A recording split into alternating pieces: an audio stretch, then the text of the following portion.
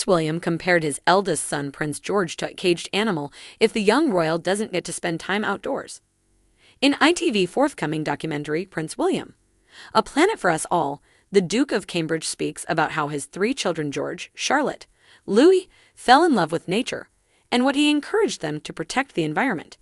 The film features both famous naturalist Sir David Attenborough and his wife, the Duchess of Cambridge. Follows the Duke around the world as he encourages action to fight for the environment. Speaking of how his own children's passion for nature encouraged him to do more to safeguard the planet, William explains, "Seeing my children, seeing the passion in their eyes and the love for being outdoors. They find a bug or they love watching how bees are forming honey." The Duke compared his eldest son, Prince George, to a caged animal if he doesn't spend time outdoors. George particularly. If he's not outdoors, he's quite like a caged animal. He needs to get outside. Prince William also explained he got his love for nature after he was allowed to roam Sandringham as a child, described as a slice of the British countryside in miniature as it contains ancient woodlands, working farms, and also a stretch of coast. And that love had been passed on to his children as 7-year-old George's show with a garden tool in his hand as he tends a raised bed. 5-year-old Charlotte holds a plant upside down as she removes it from a pot while wearing wellies, and 2-year-old Louis clutching a blue bucket as he explores the garden.